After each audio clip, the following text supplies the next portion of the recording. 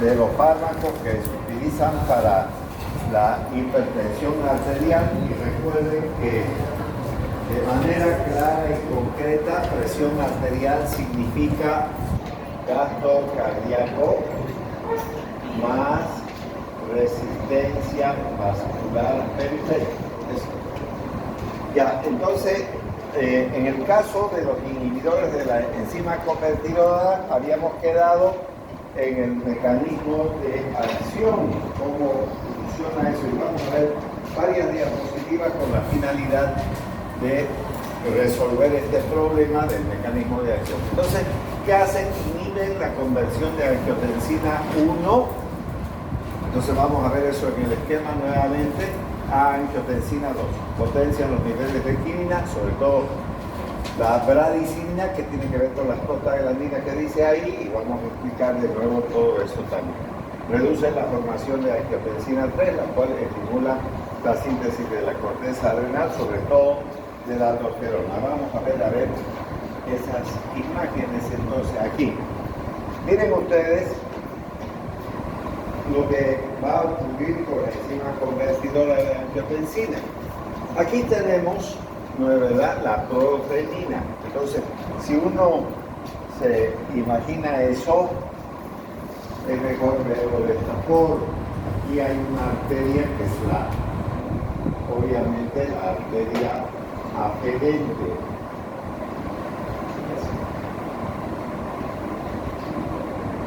¿De quién? Del riñón. Esto tiene un sensor que se llama mácula, y luego viene la cápsula de Bowman, la arteria eferente y obviamente el ovillo capilar, que está metido dentro de esa cápsula de Bowman.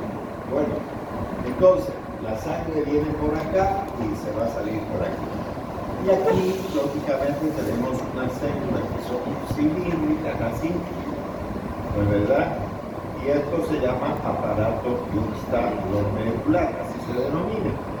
Y este aparato, entonces, libera lo que es la prorenina, que luego se va a convertir en renina.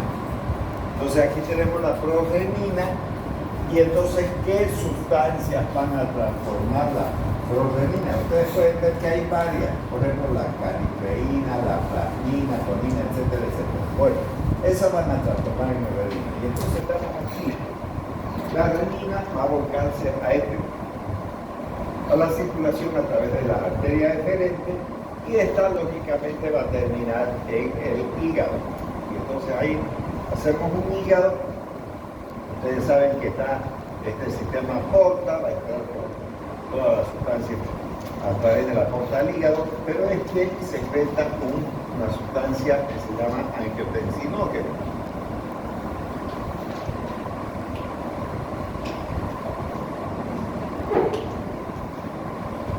Entonces la renina, cuando viene por acá, se pone en contacto con el angiotensinógeno.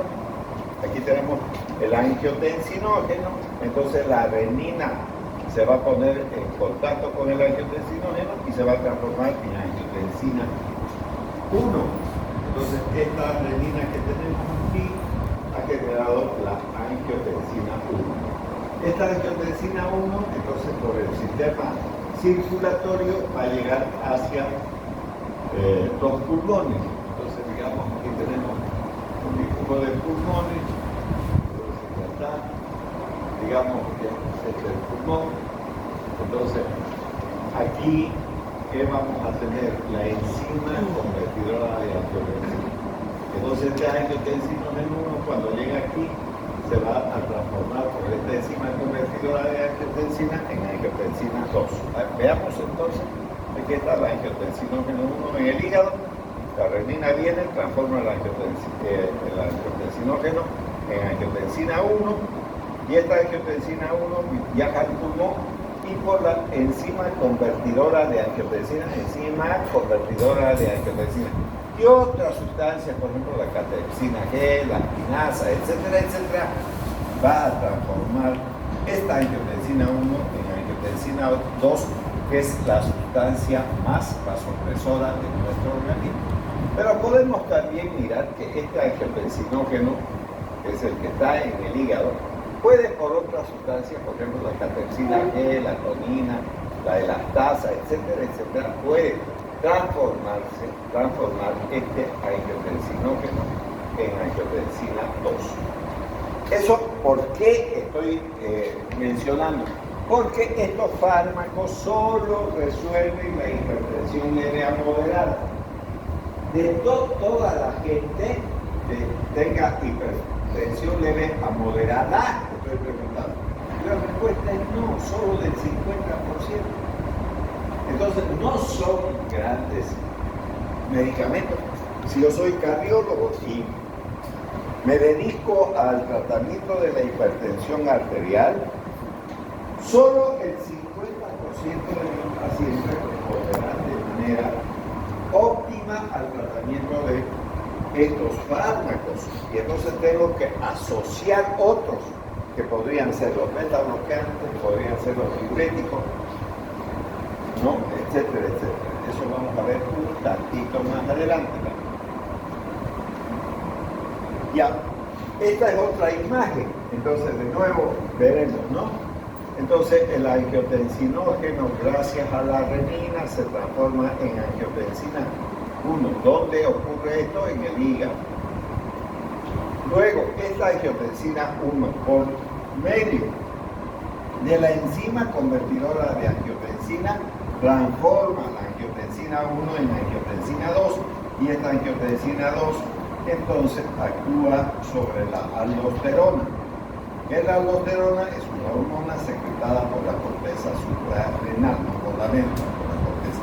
Pero esta enzima convertidora de angiotensina es la que voy a bloquear. No solo transforma la angiotensina 1 en angiotensina 2, sino que hay una quinina que se llama bradicinina o bradiquinina, como quieran ustedes, que la va a transformar en quinina inactiva.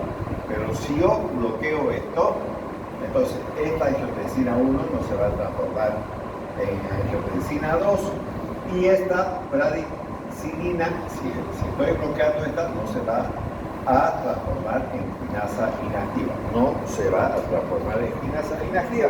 Y vamos a ver en otra diapositiva por qué es importante. Estoy mostrándole paso a paso eso. Ahora esta es más completa. Entonces vamos a analizar todo. Aquí voy a hacer otro esquema para que podamos entender todo de una vez. Entonces aquí tenemos el aire. ¿Cómo se formaba esto en el hígado? La renina, que hace, transforma este angiotensinógeno en angiotensina 1. La enzima convertidora de angiotensina, que es esta, va a transformar la angiotensina 1 en angiotensina 2. Y además la bradicinina, ¿no?, la va a formar, la va a transformar en inactiva. Pero quiero seguir viendo lo que ocurre de manera normal, sin que bloquee todavía esta enzima. Entonces, cuando se formó la angiotensina 2, ¿qué produce esta angiotensina 2? Produce dos elementos importantes. Primero, genera vasoconstricción por acción sobre los receptores, sobre todo AT1, y los receptores AT2 que no tienen esa función de vasoconstricción. Entonces, la angiotensina 2, al actuar sobre los receptores AT1, genera vasoconstricción. Entonces, ¿qué va a ocurrir cuando hay vasoconstricción? Va a aumentar la resistencia vascular periférica. ¿Qué va a aumentar la resistencia vascular periférica? ¿Qué es esto? Esto es presión arterial. Entonces, de nuevo, vamos a escribir también ahí, para que no nos olvidemos. El marcador, esto es presión arterial. Entonces, la presión arterial es igual a gasto cardíaco. ¿Qué vamos a aumentar con eso? Esta resistencia vascular con esta angiotensina 2. Entonces aquí dice, aumenta la resistencia muscular y entonces aumenta la presión arterial. Entonces, si aumento esto, va a aumentar la presión arterial. Pero además quiero ver la otra parte. También la angiotensina 2 va a actuar sobre la secreción de aldosterona. O sea, ¿qué va a hacer esta? Va a aumentar la secreción de aldosterona. ¿Y aldosterona qué va a hacer? Va a aumentar la retención de sodio y agua. Entonces, esta sustancia, digamos, llamada angiotensina 2, está aumentando la retención de sodio y agua. Y recuerden que yo les dije que, pese a que este gasto cardíaco habla del volumen, yo para la farmacología lo saco aquí, el volumen. Entonces, ¿qué aumento? Si aumento el agua, el H2O, que es el agua, más el sodio, entonces aumento volumen, ¿no? Aumento volumen. Y al aumentar volumen, ¿qué estoy haciendo? Estoy aumentando la presión arterial. Entonces, por dos razones la angiotensina 2 aumenta la presión arterial. Por vasoconstricción y secreción de aldosterona. Veamos esta otra parte de la manera normal. La bradicinina es una química. La enzima convertidora la transforma en inactiva. Pero ¿qué pasaría si la bloqueo? Entonces, esta bradicinina, en vez de transformarse en un compuesto inactivo, genera la síntesis aumentada de prostaglandinas. Y esta síntesis aumentada de prostaglandinas aumenta la vasodilatación. La vasodilatación genera, entonces, ¿cómo se llama? Caída de la presión arterial. Al actuar sobre la angiotensinógeno, disminuye la resistencia vascular periférica. Si eso hace, entonces disminuye si estoy bloqueando esta enzima y disminuye la presión arterial. Entonces, vamos a ver qué pasa con esta sustancia que dice aumenta la síntesis de prostaglandina. Bueno, muy bien. Todas las células no viven eternamente. Las que viven eternamente son las del sistema nervioso, nuestras neuronas. Si se mueren esas, listo, estamos nosotros. Todas las demás se viven muriendo dependiendo de la célula que se muere.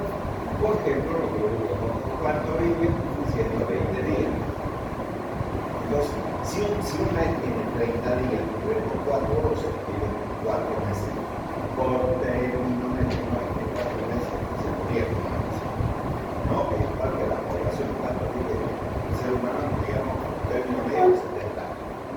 Todos a los 70 años se murieron, no. Y según la Biblia dice que solo el ser humano vivirá 120 años, pero hay algunas personas que sobrepasado eso también. Bueno, listo, muy bien. Entonces, igual. ¿Cuánto vive una plaqueta? De 8 a 10 días. ¿Cuánto vive una célula de intestino? De 3 a 5 días. Y así sucesivamente podemos seguir mencionando las diferentes células. No somos iguales como cuando nacimos. Todo el tiempo vivimos renovando nuestras células, por excepción de las células del sistema nervioso. Bueno, estas células entonces tienen una membrana que es lipoproteica. Y estos lípidos y proteínas, cuando se mueren estas células de manera natural, entonces aparece una enzima que se llama fosfolipasa A2. Esta fosfolipasa A2 entonces va a transformar estos lípidos membranales, sobre todo los lípidos, no las proteínas, entonces en ácido araquidónico.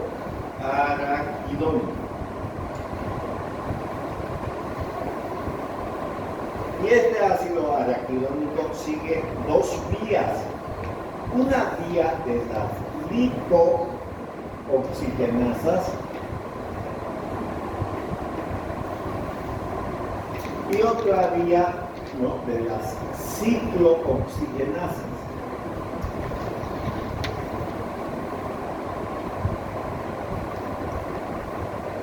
Y estas ciclooxigenasas son de tres tipos. La ciclooxigenasa, o sea, la COX-1, la ciclooxigenasa 2 y la ciclooxigenasa 3. ¿Listo? Esas tres ciclooxigenasas hay. Y entonces estas ciclooxigenasas, sobre todo esta 1, ¿no?, entonces va a transformar este ácido araquidónico ¿en qué? Va a transformar en endoperóxidos.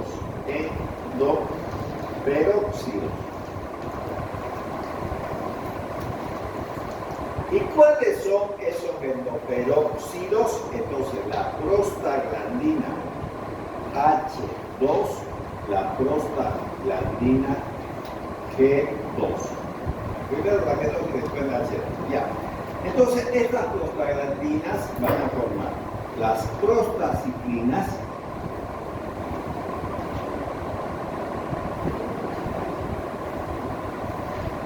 entonces hay una prostaciclina solamente, entonces se llama prostaglandina, en realidad es una prostaglandina I2. Ya, entonces esta es la prostaciclina, esta de aquí. Las otras prostaciclinas que se forman son la prostaglandina, entonces F2, ¿no? Prostaglandina E2, y de esta F todavía hay la prostaglandina F2 alfa, y así como se sigue. Y finalmente forma el proconzano, ¿no? El proconzano A2, que esto tiene importancia sobre todo en las taquetas. Entonces, ¿por qué estoy tocando eso? Porque aquí está la prostaglandina, entonces la bradicinina va a aumentar, es decir, si bloqueo esta enzima, no voy a dejar que la bradicinina se convierta en inactiva, sino voy a aumentar esta prostaglandina. Y entonces, ¿dónde están esas prostaglandinas? Aquí. ¿De dónde se formaron? De los lípidos de la membrana. Y entonces, ¿qué es lo que voy a hacer? Si una persona tiene hipertensión, le puede doler la cabeza como sintomatología. Si me duele la cabeza, me voy y me compro una aspirina, y entonces bloqueo esta ciclooxigenasa. Al bloquear esta ciclooxigenasa con la aspirina con el paracetamol, la dipirona o novalquina,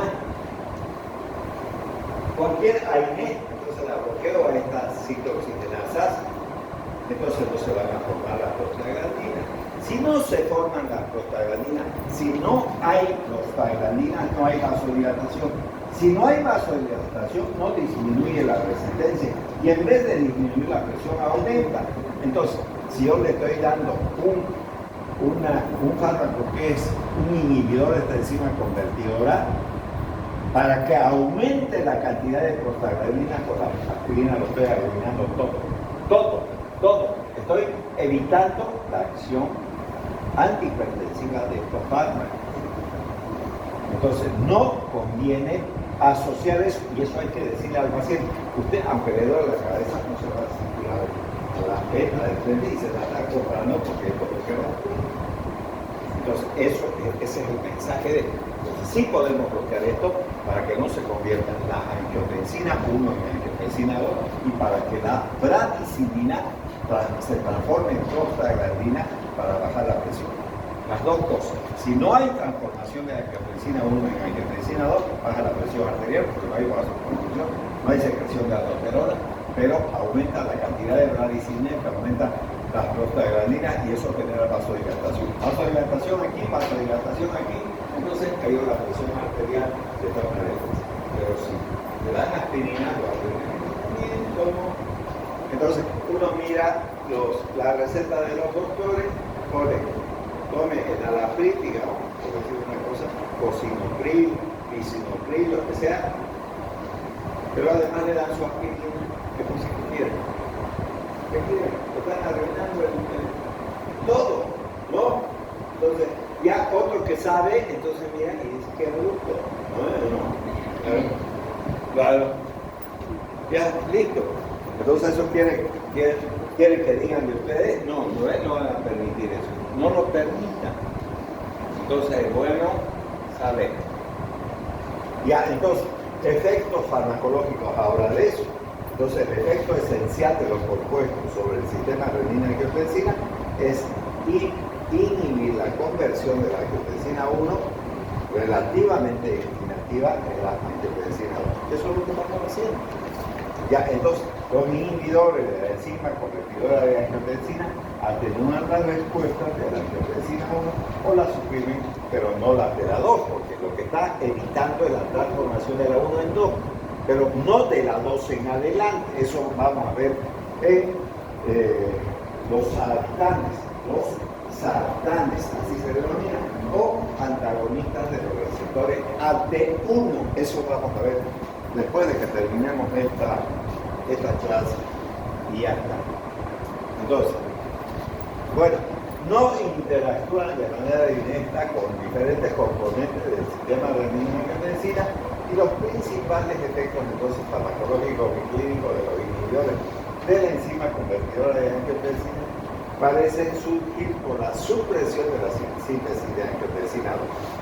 Entonces, eso es importante, ya lo hemos visto en los esquemas y espero que hayamos comprendido, ¿no es cierto?, para tener clara la figura de la actividad farmacológica. Bueno, continuamos entonces. Bien, entonces, dado a que esos inhibidores de la enzima convertidora de angiotensina incrementan las concentraciones de bradicinina, que es lo que expliqué, porque es lo que produce las prostaglandinas, y puesto que esta última incrementa la biosíntesis de prostaglandina, pueden contribuir a los efectos farmacológicos inhibidos de la enzima convertidora de angiotensina. Entonces, todas estas prostaglandinas son vasodilatadoras. Si yo las bloqueo, aspirina, paracetamol, dipirona, ibuprofeno, lo que quieran ustedes, naproxeno, lo que sea, que son los AINES, si las bloqueo, entonces no se van a formar esto, porque no hay quien transforme el ácido araquidónico en endoperóxido. No se forma esto, y si no se forma esto, entonces ya no hay prostaglandina, no hay vasodilatación, hay vasoconstricción y se eleva la presión arterial, y estoy haciendo un antagonismo entonces de tipo no competitivo, porque estoy usando un fármaco diferente que actúa en diferentes receptores. Ya, muy bien. Entonces, los inhibidores de la enzima convertidora de angiotensina incrementan 5 veces los niveles circulantes de N-acetilcetilapaciliciprolina, que regula de modo natural también los eritroblastos. Recuerden que los eritroblastos son las formas medulares, ¿no?, de las células, digamos, que producen los eritrocitos, primero los reticulocitos y después eritrocitos. Bueno, los inhibidores de la enzima convertidora incrementan entonces la liberación de la renina y la tasa de formación de angiotensina. Lógicamente, si yo doy un inhibidor de la enzima convertidora, entonces va a aumentar la cantidad de renina, sí, porque no va a transformar esa sustancia, digamos, a angiotensina 1, que la angiotensina 1 va a tener que transformarse en angiotensina 2, pero como ya la hemos bloqueado, entonces no va a haber esa posibilidad de que se transforme a angiotensina 2, pero sí va a aumentar los niveles de renina y también de angiotensina 1. Eso va a ocurrir. Ya, como dichos inhibidores bloquean el metabolismo de la angiotensina 1 hacia lado, eso es lo que hace. La angiotensina 1 se dirige por vías metabólicas alternativas, lo cual da como resultado el incremento de producción de, digamos, angiotensina 1 de 100. Y eso puede elevar la presión arterial en algunas personas. Por eso les decía que solo hay una respuesta adecuada en un 50% de los pacientes que sufren hipertensión de leve a moderada. En animales y seres humanos saludables, consideran normales, de sodio, una dosis única, una dosis de un inhibidor de la enzima convertidora por vía oral tiene poco efecto sobre la presión arterial. O sea, si yo agarro ahorita una cajita y empiezo a repartir cualquier inhibidor de la enzima convertidora de angiotensina no va a modificar la presión arterial, no lo va a hacer. Pues, pero no dice que cada ratón, volvemos a medir de aquí a 2 o 3 horas, no va a modificar nada su presión.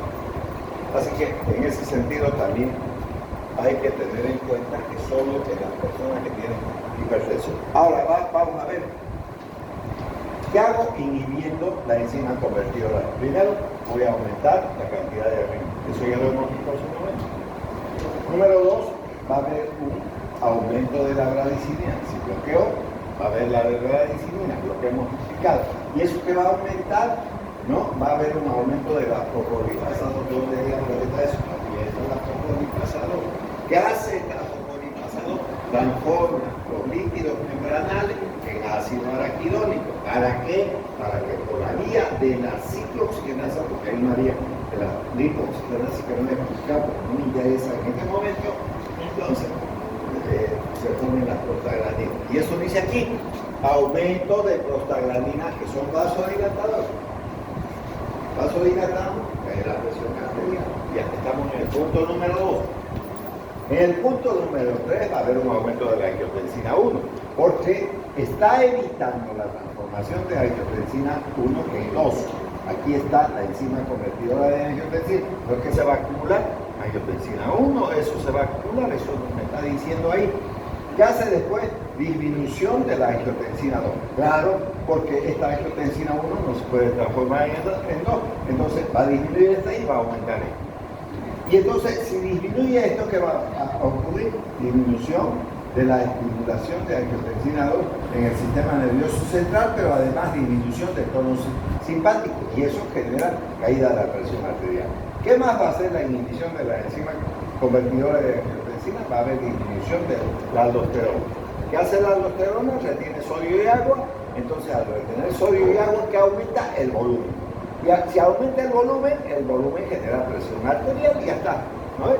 Entonces ya está claro, ya lo tenemos bien clarito con respecto a esa diapositiva. Muy bien, muchos entonces inhibidores de la enzima convertidora son profármacos. ¿Qué significa entonces? Que un fármaco que no tiene actividad farmacológica o que la tiene muy poca, se va a transformar en otro que sí la tiene. Entonces contienen un éster y son inhibidores de la enzima convertidora 100 a 1000 veces menos potentes que los metabolitos. O sea, el fármaco en sí es 100 a 1000 veces menos potente que su metabolito. Por ejemplo, el enalapril no tiene una gran actividad hipertensiva, pero su metabolito enalaprilato sí la tiene. De eso estamos hablando aquí. Pero que tiene mucho mejor biodisponibilidad oral que las moléculas activas. Es decir, la molécula activa del enalaprilato lo puedo dar, pero del enalapril lo puedo dar por vía oral, no se puede aplicar sin por vía intravenosa. Entonces la aplicabilidad oral de los metabolitos no es posible, solamente del enalapril y de otros que vamos a ver un poquito más adelante, porque vamos a ver un aumento corporal. Ya, ahora, ¿qué tenemos aquí? Estos cuadros no son para aprenderse, solamente está hablando de la lipofilia. El captopril fue el primero que se descubrió, se excreta por vía renal. La latencia para que haga efecto, necesitamos que pase 30 minutos, entonces uno le voy a decir, ya tomó su captopril, si ya ahorita le voy a tomar la presión, no, espere media hora, y su efecto máximo es 1 hora. Su efecto máximo después de 1 hora, 60 minutos después de haber tomado, tómele la presión arterial. ¿Y cuál es la dosis normal para la hipertensión arterial? Entre 25 a 50 miligramos. ¿Y cuál es la dosis para la insuficiencia cardíaca? De 12.5 a 25 miligramos. ¿Cuál es el otro que nos interesa? El enalapril. Sigue siendo la eliminación renal. Se tarda entre hora a hora y media desde que tomó para que se pueda medir la presión arterial, y el efecto máximo es de 3 a 4 horas. Entonces, ¿cuánto le debo de dar? De 10 a 40 miligramos. Entonces, si es insuficiencia cardíaca, de 5 a 10 miligramos. Después está lisinopril, pranopril. Es interesante porque no solamente se elimina por vía renal, sino también por vía hepática. En todos los casos, menos en el captopril, sobre todo, como el captopril no es un profármaco, siempre el hígado tiene que estar bien, porque si no, ¿quién va a transformar en el metabolito? Tenemos enalapril y perinorelapril también, que la mayor parte son por eliminación renal. Y casi la mayoría van entre 10-40, 10-40, aquí 2.5 con 10, 2 a 4 miligramos, 10 a 40 y seguimos con todo. Entonces, la mayor parte se parece en términos de la de la, ¿cómo se llama? De la dosificación de 10 miligramos, la mayor parte. Eso vamos a verlo de manera particular. Bueno, aquí vamos a verlo en particular. Entonces vamos a hablar primero del primer fármaco que se puso a disposición de los médicos. Entonces es un potente inhibidor de la enzima, convertidor de la angiotensina, el primero que se comercializó, el primero, ya con una constante de inhibición de 1.7 nanomoles. La vía oral del captopril se absorbe con rapidez y tiene una biodisponibilidad apenas del 75%. O sea, si tomo 10 miligramos, por decir una cosa, entonces obviamente es que 7,5 miligramos va a pasar a la circulación. Las concentraciones plasmáticas máximas ocurren en el transcurso de una hora. Si eso dice eso, entonces quiere decir que, a ver, usted va a tomar, digamos, por decir una cosa, después del desayuno, a las 8 de la mañana, 7:30 o 7 tomará el desayuno, a las 8 va a tomar su tableta y se puede medir, ¿no es verdad?, a las 9 de la mañana, decir la presión. Ahí va a estar en su máximo efecto, entonces para que lleve el registro de su presión, porque es importante. Y vuelvo a repetir, no crean que el tensiómetro es para los médicos nomás. Hoy en día los pacientes deberían de tener obligatoriamente en su familia. Eso es importante de tenerlo presente también. Bueno, entonces continuamos. Seguimos con el captopril, nació en el comercio con el nombre de Captotec. Ya el fármaco se elimina por rapidez, por orina, 40-50%, como captopril, el resto como dímeros de disulfuro, este último, y el disulfuro de captopril cisteína. La dosis de captopril varía entre 6.25 miligramos, 12.5 miligramos, 2 a 3 veces al día se puede dar, y la dosis de mantenimiento de 25 a 50 miligramos cada 8 horas con un máximo de 150 miligramos al día. Se puede administrar dependiendo de la patología que tenga el paciente. Siempre la hipertensión es más elevada la dosis que la insuficiencia cardíaca, también eso debemos de tener presente porque hemos visto en ese cuadro de insuficiencia. Ahora, uso en niños de ese captopril. La dosis inicial recomendada es 0,30 miligramos por kilogramo, o sea, se multiplica esto por lo que si 8 kilos pesa un niño, 12 kilos, por lo que sea, 0,30, entonces por lo que pesa ese niño. 12 kilos ya está. Entonces multiplica esto por los 12 y saca la dosis que debe de consumir en 24 horas. Y como generalmente se da 1 o 2 veces al día, se puede dividir esa dosis que se calcula. En niños que requieren, precauciones especiales, la dosis de inicio puede ser 0,15 miligramos por kilogramo. El uso de este medicamento en niños y adolescentes debe iniciarse bajo estrecha supervisión médica. O sea, tiene que estar el médico ahí para controlar. Dado a que los alimentos, hace un momento dije eso, disminuyen entre un 25 al 30% la biodisponibilidad oral, debe de proporcionarse 1 hora antes de la comida o después de la comida. 1 hora antes o 1 hora después. O sea, que si usted dice que va a tomar a las 8 de la mañana, entonces a las 9 irá a desayunar, queda mal. Entonces, mejor que tome a las 7 para que desayune a las 8, ahí más o menos quedaría 9 de día así.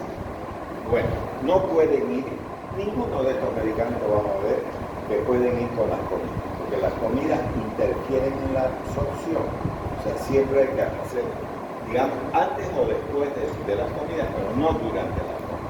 No pueden hacer.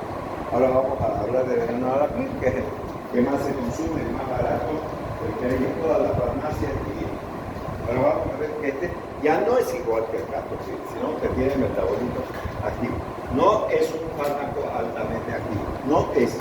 O sea, si me lo tomo, no es el enalapril el que me va a bajar la presión, eso está diciendo. Y debe sufrir hidrólisis, o sea, la introducción de una molécula de agua en su estructura por estelasa, donde en el hígado. Entonces tiene que funcionar bien el hígado de esa persona. Entonces, para producir el ácido dicarboxílico original activo, que es el enalaprilato o enalaprilato. Ya. Entonces es un inhibidor muy potente con una constante de inhibición de 0,2 nanomolar. El enalapril se absorbe con rapidez por vía oral. Está hablando del enalapril, no del enalapril. Y su biodisponibilidad es de alrededor de un 60%. Recuerden que el captopril no se transformaba en metabolito activo y su biodisponibilidad era del 75%. El enalapril es apenas del 60% de la dosis administrada. Bueno, muy bien. Entonces continuamos. Las concentraciones plasmáticas ocurren antes de una hora, pero las cifras de enalapriato del metabolito alcanzan su máximo después de 3 a 4 horas. Por esa razón se puede tomar una o dos veces al día. Entonces la vida media del enalaprilato o del metabolito es esto, es de 1.3 horas. Casi todo el fármaco se elimina por los riñones, sea como enalapril intacto o enalapril. Bueno, la dosificación oral del enalapril varía entre 5 a 10 miligramos por día hasta un máximo de 40 miligramos. Vamos a ver también las presentaciones. Vino con el nombre, o sea, nació en el comercio con el nombre de Vasotec, como pueden observar ahí en la diapositiva. Aquí tenemos, por ejemplo, enalapril como maleato en frascos que contienen alrededor de 1000 tabletas. Aquí dice 1000 tabletas. Generalmente esto está en la farmacia de 2.5 miligramos. Yo personalmente nunca he visto eso de 2.5, sino de 5 y de 10 miligramos son los que más se venden en el comercio. No es, ahora, el enalapril, seguimos, no es un fármaco altamente activo y debe sufrir de 6 hidrólisis para que se convierta en enalapril. Es un inhibidor potente, es un constante 0,2 nanomoles, ahí tiene, ya hemos visto esto de que tiene una concentración en el organismo humano de un 60%. Seguimos con el medicamento. Las concentraciones plasmáticas ocurren antes de una hora, pero las cifras de enalaprilato, que es un metabolito activo, alcanzan su máximo entre 3 a 4 horas. La vida media, entonces, de 1.3 horas, casi todo el fármaco se elimina por riñones como el enalapril y como enalaprilato. La dosificación, como decía ahí, de 5 a 10 miligramos y entonces también hasta 40. Ahora, ¿qué dice aquí? Enalaprilato. ¿Qué era el enalaprilato? O enalaprilato, su metabolito. Para eso entonces hay en inyectable. Entonces, no se absorbe por vía oral, si ustedes le dan el metabolito no se va a absorber, pero está disponible para aplicación intravenosa. Entonces, cuando el tratamiento oral no es apropiado, la dosificación para los hipertensos varía entre 0,5 a 1 miligramo por día intravenosa durante 5 minutos. O sea, hay que poner el bolo, eso quiere decir, dentro de los 5 minutos. Y obviamente, al administrar esa forma, debe del paciente estar internado en un centro médico, no es para administrar en los domicilios, no es. Aquí tenemos algunas presentaciones, por ejemplo, enalapril de 20 miligramos, pueden observar ahí. Aquí están los blister que contienen 2, 4, 6, 8, 10 tabletas. 10 tabletas. ¿No? Entonces, que también tengamos eso claro. Y aquí tienen las presentaciones, ¿no? Como pueden ver, enalapril de 10 miligramos, enalapril de 20 miligramos y de 2.5 miligramos. Esta es la forma del inyectable, este es el enalapril para inyección intravenosa en boca. 5 minutos tiene que necesitarse y hay que hacerlo en algún centro médico, no en domicilio. Ahora vamos a ver el lisinopril. Este lisinopril se absorbe con lentitud cercana del 30% después de suministrarlo por vía oral. Las concentraciones plasmáticas máximas se alcanzan alrededor de 7 horas. ¿No? Tarda mucho más, se elimina como un compuesto intacto por los riñones y la vida media plasmática es de unas 12 horas. ¿Qué significa que yo tenga una vida media plasmática que puedo dar una sola dosis o puedo dividirla cada 12 horas? Es más fácil de que el paciente se acuerde de eso. Entonces la dosificación varía entre 5 a 10 miligramos con un máximo de 40 miligramos, parecido a lo que ocurre este lisinopril con el enalapril. Así también era la dosificación, entre 5 a 10 miligramos, aunque había tabletas de 2.5 que se puede dar 2.5 en la mañana y 2.5 en la noche, que hacen los 5 miligramos, digamos, y de 10 miligramos, pero con un máximo de 40 miligramos, lo mismo que ocurría con el enalapril, ocurre con el lisinopril. Las presentaciones aquí tenemos de 2.5, de 5 miligramos, de 10, de 20, de 30 y de 40. Vienen con el nombre de Cestril, como pueden ver, y aquí dice lisinopril. Entonces, esas son sus presentaciones, ¿no? Siempre hay que comenzar con dosis baja y luego ir incrementando hasta tener una dosis adecuada en los pacientes para el tratamiento de la hipertensión. Bueno, el Benacepril, lo que en sí se denomina el Benacepril, se absorbe también con rapidez, aunque de manera incompleta. El anterior era de un 30%, este de un 37% después de la aplicación. El Benacepril se metaboliza por completo en su metabolito activo, que es el benaceprilato, ¿no? Ya los conjugados glucurónicos de benacepril y benaceprilato que se excretan tanto por orina como por orina. Esto tiene una doble eliminación, ya sea por vía renal o por vía biliar. ¿Y por qué siempre mencionamos eso? Porque al paciente, desde el punto de vista serológico, debe evaluarse los medicamentos. Recuerden que la hepatitis, los cánceres de hígado, todo ese tipo de cosas pueden llegar a no tener una actividad importante en la biotransformación del medicamento. Aquí tenemos un frasco, digamos, de venta farmacéutica, porque lo venden al raleo. Entonces, esto viene de 5 miligramos y pueden observar, tenemos alrededor de 100 tabletas en ese envase. Entonces, eso para la farmacia. Bueno, el Benacepril seguimos, ¿no? La concentración plasmática máxima de Benacepril y de su metabolito se alcanza entre media hora a una hora. El Benacepril muestra una vida media plasmática de 10 a 11 horas y la dosificación oral varía entre 5 a 80 miligramos, dosis clínica o que puede usted dividir cada 12 horas. Lo ideal es siempre dar una vez al día, porque así no se va a olvidar el paciente y puede estar todo el día con ese medicamento, digamos, sin estar tomando en lugares inapropiados, ¿no? Porque a veces uno sale, aunque sea al cine, no va a estar buscando un vaso con agua en el cine, no lo va a hacer y estaría en su casa sin problema. Entonces, Fosinopril, otro medicamento, ahí tiene su nombre comercial, también se absorbe con lentitud y de modo incompleto, era con 36%, el anterior era un 37%, después de suministrarlo por vía oral, los alimentos, vuelvo a repetir, disminuyen la velocidad, pero no la cantidad de los alimentos. Siempre es bueno darlo lejito, o antes de los alimentos o después, una hora después. Ya el Fosinopril se metaboliza casi por completo, en su metabolito activo, 75%, ya conjugado con el ácido glucurónico en el hígado del fosinopril. O sea, el metabolito puede volverse a metabolizar y se excreta por orina y por bilis.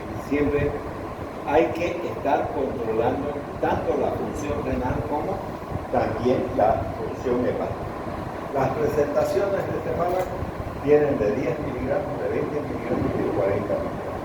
Aquí tenemos un frasco que contiene 10 miligramos para que ustedes puedan ver su forma de presentación en ese color, como pueden observar, y esa forma del medicamento. Entonces, eso también es importante que conozcamos. Ya, seguimos con el Fosinopril. Entonces, la concentración plasmática máxima del fármaco y su metabolito se alcanzan alrededor de 3 horas y tienen una vida media efectiva de 11 horas y media. Esto significa que se puede dar una sola vez o puede fraccionársela también 2 veces al día. Entonces la dosificación oral de Fosinopril entonces varía de 10 a 80 miligramos día en personas con depresión de sodio. ¿Qué significa depresión de sodio? Salida del sodio. ¿Quién puede producir eso? Si el médico ha asociado un diurético, por ejemplo, podría ser digamos, el ácido o furosemida, o del grupo de las tiacidas, ¿no? Son los fármacos que obviamente generan una gran depresión, sobre todo, ¿cómo se llama? La furosemida provoca gran depresión, gran salida de sodio y insuficiencia renal, también se disminuye la dosis, que puede ser de 5 miligramos, que es la mitad de la dosis recomendada, que sería a 80 miligramos por día. Entonces es importante también tener presente. Seguimos con el Randolapril, otro fármaco, en promedio 10 al 70% de la dosis de Randolapril ingerible queda biodisponible en forma de el metabólico activo y el Randolapril, respectivamente, los alimentos igual disminuyen la velocidad de absorción. Eso ya hemos mencionado, que la recomendación es tomar una hora de los alimentos. El Randolapril es metabolizado en forma de Randolapril, que es un metabólico activo, y metabólico inactivo, que se eliminan por orina y también a través de la SGK. Como pueden observar ustedes, la mayor parte se elimina por vía renal. Entonces las concentraciones plasmáticas máximas se alcanzan entre 4 a 10 horas y su vida media es de 10 horas, lo que permite también la dosificación de una sola vez al día o 2 veces al día. Entonces varían entre 1 a 8 miligramos. Este es uno de los medicamentos que estamos viendo que tiene una dosificación bastante baja. La mayor parte de ellos oscilan entre 5 y 40, que es lo que hemos estado observando hasta ahora. Seguimos con el medicamento. El promedio del día al 70% de la dosis de Randolapril ingerible quedan disponibles en forma de Randolapril. Respectivamente, los alimentos ya hemos visto que disminuyen también la absorción del medicamento y entonces hay, ¿no? Entonces las concentraciones plasmáticas máximas se alcanzan entre 4 a 10 horas y su vida media de 10 horas. La dosis del producto varía entre 1 a 8 miligramos, como ya vimos ahí. Ahora, otro producto que es el Enalapril, ¿no? Que viene en tabletas de 5, de 10 miligramos, 20 y 40. Casi como el Enalapril, el Fosinopril, tienen la misma presentación de 5, 10, 20 miligramos. El Enalapril se absorbe también con rapidez, se alcanzan concentraciones máximas en 1 hora, que permite, digamos, la medición de la presión arterial, y los alimentos pueden disminuir igual la velocidad, pero no la amplitud de la absorción. El Enalapril es metabolizado hasta su forma activa y otros metabolitos menores, y este último es excretado por orina. 61% por orina y la SGK en una proporción de un 37%. Entonces, también la doble eliminación, como hemos visto en los anteriores casos. Seguimos con el Enalapril. Las concentraciones plasmáticas máximas se alcanzan en 1 a 2 horas, la vida media es de 2 horas y la vida media terminal de 25 horas. La dosificación también es bastante baja para comenzar, pero con una dosis mucho más alta que el Fosinopril y el Enalapril, que hemos visto que alcanzaba solamente los 40 miligramos. Aquí tenemos más presentaciones de 20 miligramos. Lamictal, igual. Tenemos el mismo mecanismo, no debe de absorberse por vía oral y los alimentos siempre van a reducir la velocidad entre un 50 a un 60%, se metaboliza en su metabólico activo, que es el ramipril. Los metabólicos inactivos se excretan de modo predominante por orina, lo mismo que ocurría con los otros, y las concentraciones plasmáticas máximas se logran en las células. Ahí tenemos entonces la dosificación, que puede variar entre 1,25 a 20 miligramos, que serían dosis mucho más bajas que el Fosinopril, Enalapril, etcétera. Ya, Norexeptil, otro medicamento ¿no? Que se absorbe también de manera incompleta, su biodisponibilidad es de apenas el 13%, mucho más baja que los demás. Los alimentos igualitos disminuyen la biodisponibilidad y las concentraciones plasmáticas máximas se alcanzan recién a los 90 minutos. Eso significa hora y media. Y la vida media de eliminación es de 2 a 12 horas y el límite de dosificación 7.5 miligramos y 30 miligramos respectivamente. Entonces, hasta ahí podemos aumentar la dosis y tener presentación. El perindopril, otro fármaco que con las mismas características tiene una biodisponibilidad del 75%, muy parecido al captopril, pueden ver ustedes, ¿no es verdad?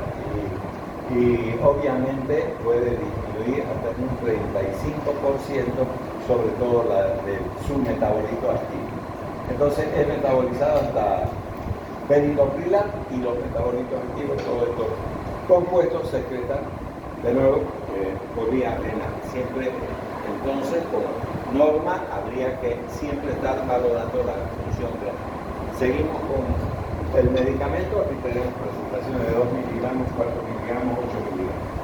Entonces, en un lapso de 3 a 7 horas se alcanzan las concentraciones máximas y se administra por vía oral entre 2 a 16 miligramos.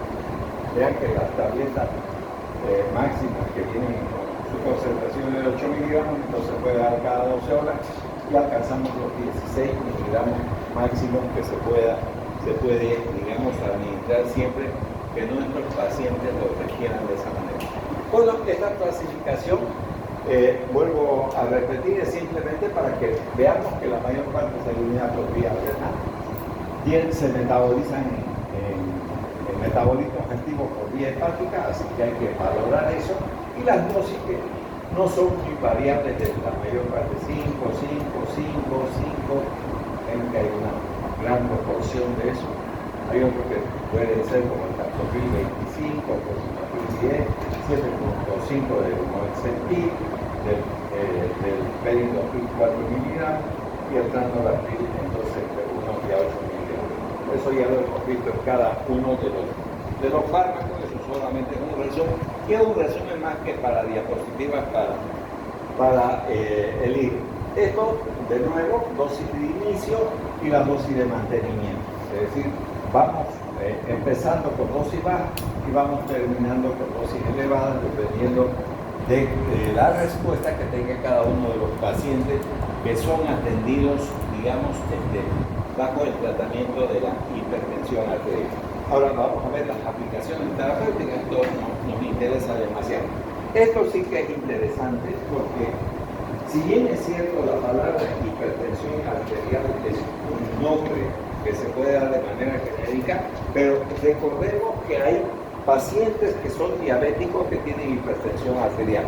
¿Cuál será el mejor medicamento para el tratamiento de la hipertensión en un paciente diabético? Podría ser una pregunta. ¿En qué casos de insuficiencia cardíaca se podrían dar estos medicamentos? Entonces hay varias preguntas. Entonces vamos a empezar con la hipertensión. La inhibición con los inhibidores de la enzima convertidora disminuye la resistencia vascular sistémica. Es su actividad más importante. Y las presiones arteriales medias diastólicas en diversos estados de hipertensión. Por ejemplo, en seres humanos hipertensos, los inhibidores de la enzima convertidora por lo general disminuyen la presión arterial, salvo cuando la presión arterial alta se deba a aldosteronismo. Entonces, ¿qué es lo que nos está diciendo ahí? Si usted tiene un paciente con una hipertensión secundaria debida al hiperaldosteronismo, que significa que la corteza suprarrenal está provocando el aumento de la aldosterona, que es un mineral corticoide o mineralocorticoide. Entonces, no es un medicamento apropiado para esa patología de hipertensión. Muy bien, eso es lo que nos está diciendo.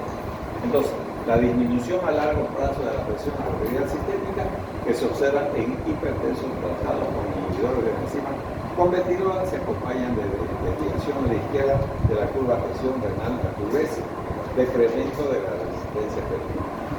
Los inhibidores de la enzima convertidora solo normalizan la presión arterial en alrededor del 50%.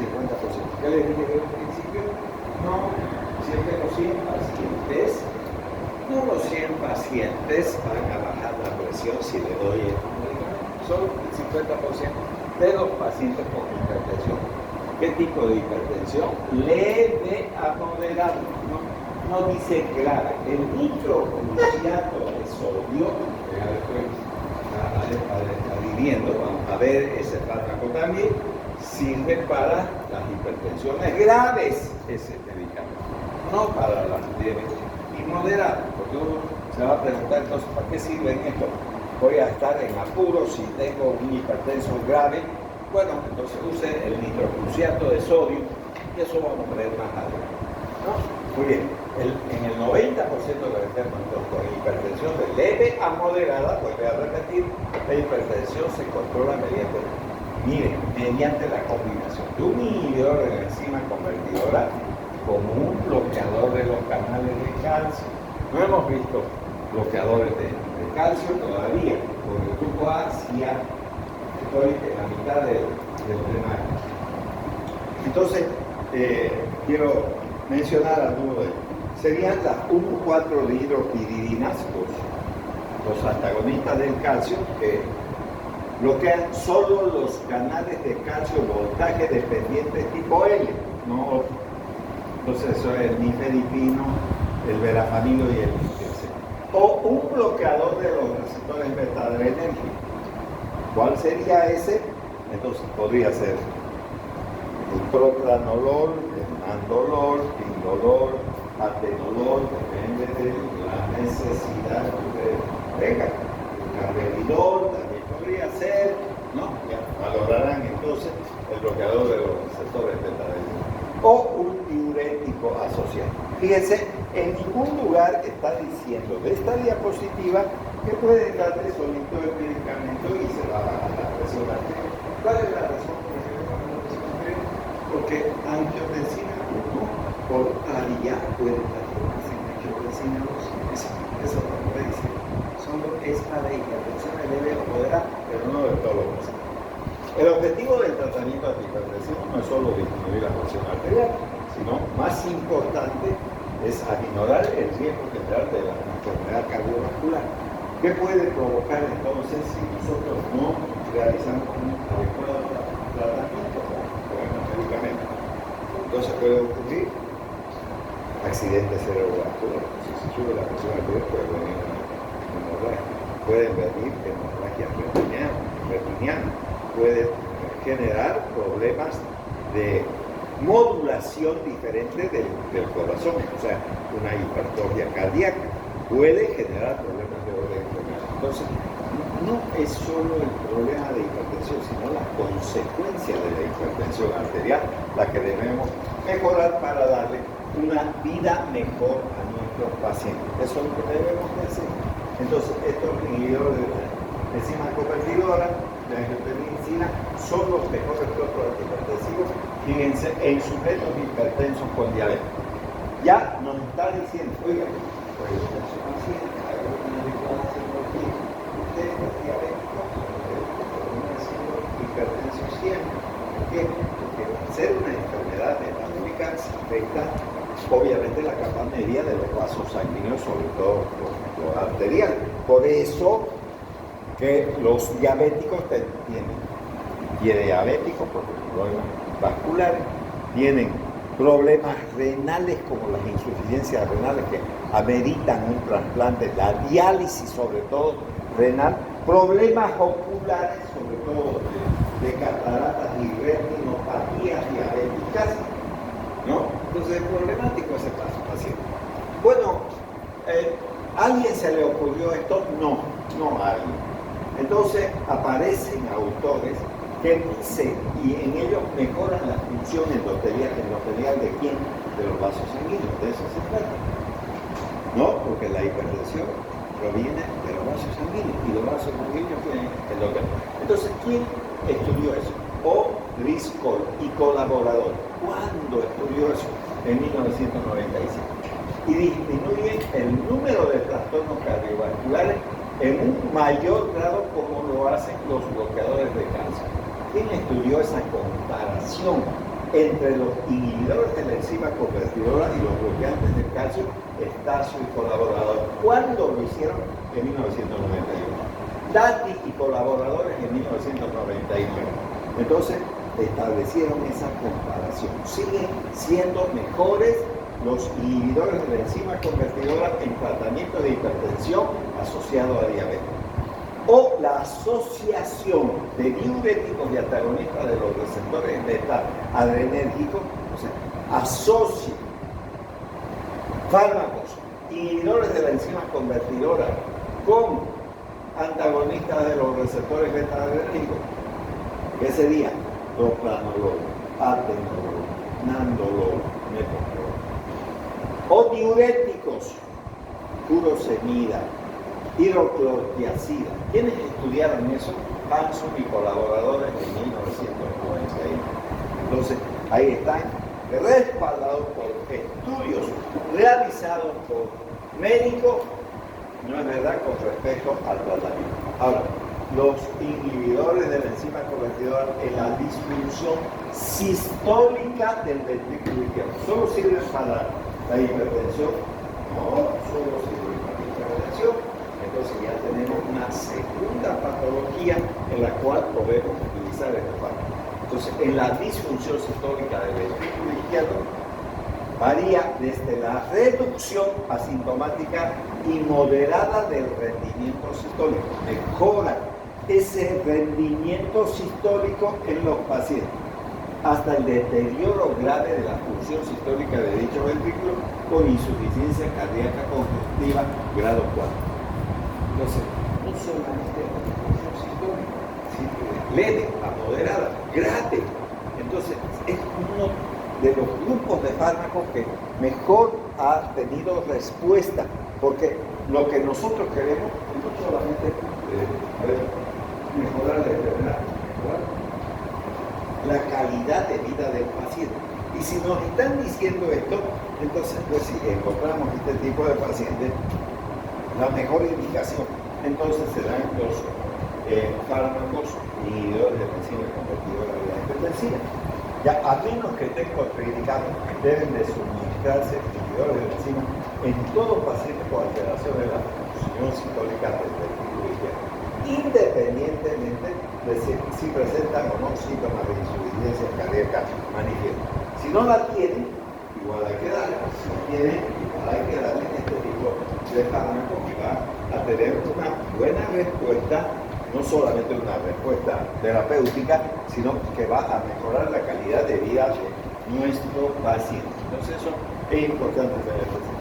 Entonces la inhibición de la enzima convertidora de hipertensión en sujetos con disfunción sistólica evita o retrasa la progresión de la insuficiencia cardíaca. ¿Qué más hace? Aminora la incidencia de muerte súbita. Eso significa que el paciente durmiendo no va a aparecer muerto. E infarto de miocardio disminuye la hospitalización y mejora la calidad de vida. ¿Qué tenemos por qué tarea que hacer los médicos? Vuelvo a repetir que yo he dicho que el 100% de la enfermedad, el 90% curamos, pero controlamos la enfermedad. ¿A qué controlamos? A que tenga una mejor calidad de vida y que no siga progresando la enfermedad. Entonces eso es lo que tenemos que hacer.